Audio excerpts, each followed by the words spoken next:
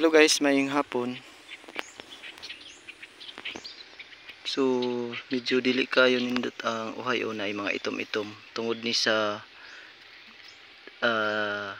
rice bag.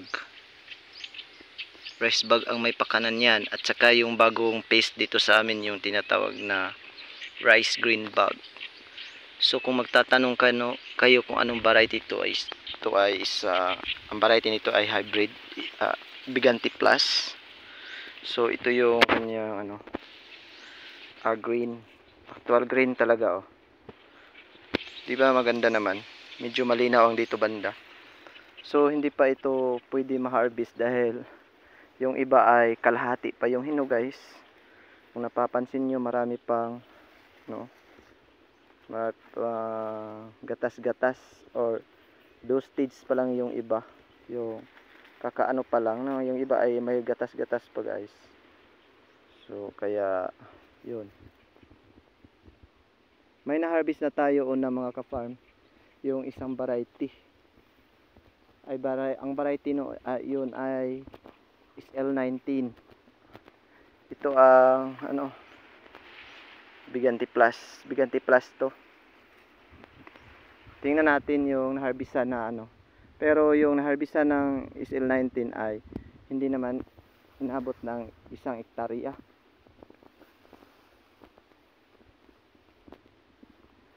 So puntahan natin dito guys.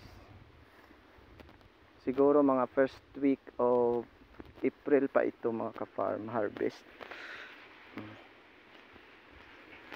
Maganda naman yung kaniyang greens or butil. Malinaw lalo na sa panahon ngayon, nagbigay ng magandang maganda yung panahon. Araw nagbigay na syempre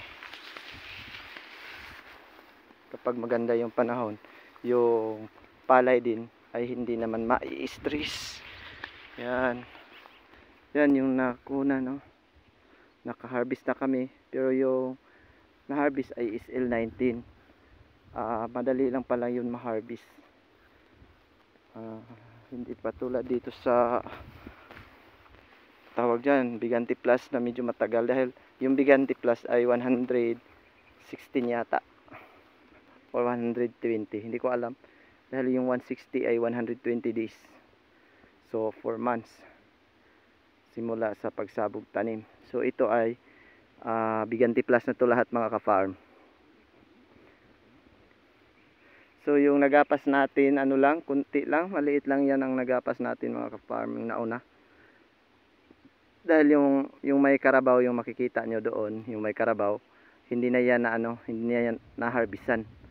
Kaya yung nagapasan, tingnan natin. Puntahan na lang natin mga ka-farm para makita nyo. Kaya ang yield ko ngayon, yung nauna is only 50 bag lang.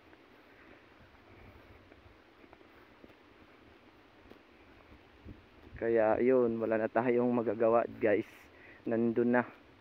Kaya sayang naman kung i-review natin nung pagbaba ng tubig. Yung na yan yung may karabaw, yung may lumilipad na ibon yan, hindi yan na yung hanggang doon sa may kulay yellow, na-harvestan na yan dyan, malaki yung dito lang na-harvestan yung may nadaanan sa harvester, yung sa gilid yan.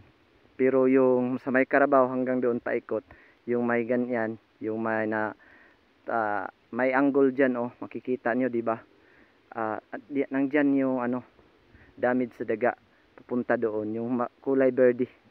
Tingnan nyo diba, naging square.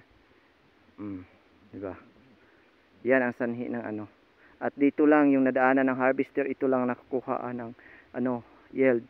Pagkasali dito bawat kahon mayroon talagang contribution yung damage ng taga. Kaya napakahirap talaga mga ka-farm. Kaya ang nakuha ko ngayon or nung Sunday, kasi last Sunday ako ay nagpa-harvest nito, ang nakuha ko is only 50 bags lang, na ang timbang ay 65. Ang range sa timbang is 65 to 68 per bag. So dito naman medyo ito dito ay hindi naman apektado masyado sa daga. Pero kaso ay nahuli siya pa. Dalawang bisis tayo magpa-harvest nito. Ganito pa yung marami pa tong hilaw mga ka-farm, kaya hindi pa siya pwede natin i-harvest. Kaya abangan na lang natin to sa mga first week sa April or mga pizza G's yata, 9 to 10 sa April. Kaya yun, sana makabayad na to sa utang lahat guys, para wala na tayong isipin for next cropping, para panibagong utang na naman. Grabe.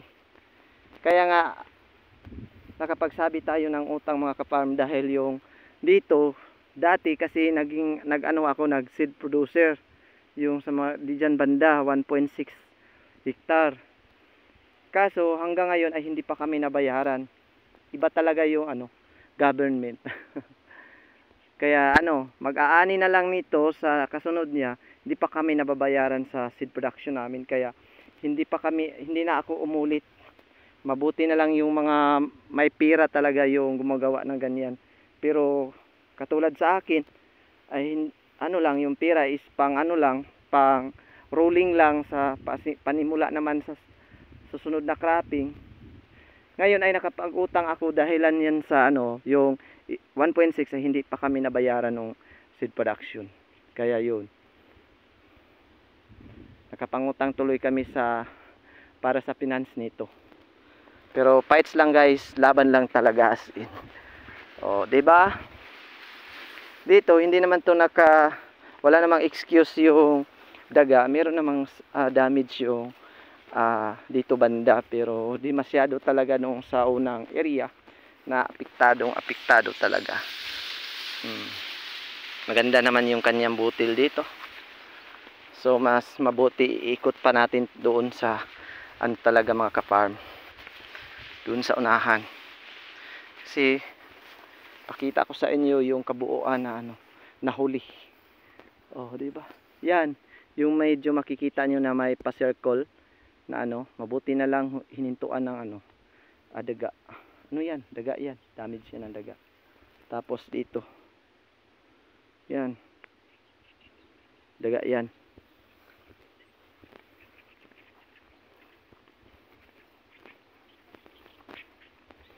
Dito, paikot tayo dito guys. Pero alam nyo ba, kahit kami ay nagproblema sa ganitong mas lalo na kayo guys, lalo yung ibang mga consumer talaga, lalo na yung mga rice eater, ay nako, grabe ang problema nyo. Kasi alam nyo, kami ay nagbibenta pero bumibili kayo ng mahal. Nagbibenta kami ng mura, pero pag mabigas na, mahal na yung bigas. Pero nung nakaraang linggo, hindi ko naapas yung 50 bags ko, kasi yung nakaraang linggo ay mga ka-farm,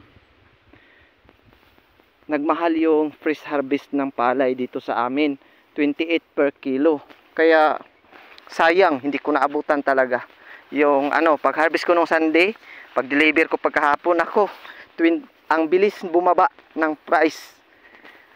Kasi daw ang sabi sa buyer ay dahilan yan sa paarating na yung mahal na araw. Kaya no choice, kasi na harvest na mga ka-farm. So syempre bininta na lang natin. Ibininta ko na lang ng 21.5 per kilo. So okay na yun, at least. Dati nga ay nagbinta kami ng yung kilo ay 10 to 15 lang per kilo. Okay na yung 21. So nandito na ako sa dike ng tawag dyan, fish pan.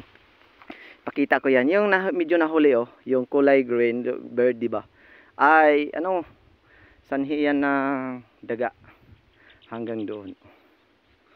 Yan. Tapos dahil palagi na ako nagbablog dito guys, tingnan nyo yung fish pan ko. Tinaniman ko ng palay, kasi yung instead bumili ako ng mga ka-farm, bibili ako ng nito, fingerlings, bumili na lang ako ng seeds, dahil Yung sa kapatid ko ay ano, na sira sa baha yung kanyang pananim. Kaya instead na mayroon naman akong budget dito, bumili na lang ako ng seed at pinasobrahan ko na lang, tinaniman ko na lang to. Kasi tutulong pa nga tayo sa iba, siyempre sa kapatid na bahay hindi. Kaya inuna ko muna yung sa kapatid ko na makabili ng seeds para makatanim sa kanyang area doon. Yung dati na area ko ay binigay ko sa kanya upang siya yung magtanim doon para mayroon naman din siyang panghanap buhay. Kaya yung dalawang fish pan ko ay tinaniman ko na lang dahil sa sunod na lang na cropping, pag harvest nito saka na ako mag stock ng tilapia. Kaya upang namang makatulong naman tayo kasi may mga bigwis, mga ano naman, mga bata. Okay lang na magwalang bata. Okay lang sana kaso may bata. Kaya yun, priority naman din natin.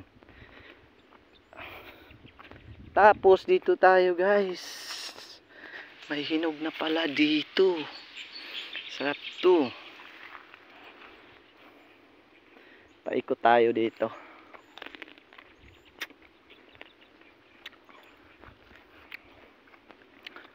Yun lang ang update ko mga ka-farm ha. Thank you so much for watching. Salamat. Nandito tayo makita. Yan mga ka-farm. Yan. Wala talagang excuse kahit dito banda. Mayroong napiktuhan talaga ng kuan. Ilaga or daga. Kaya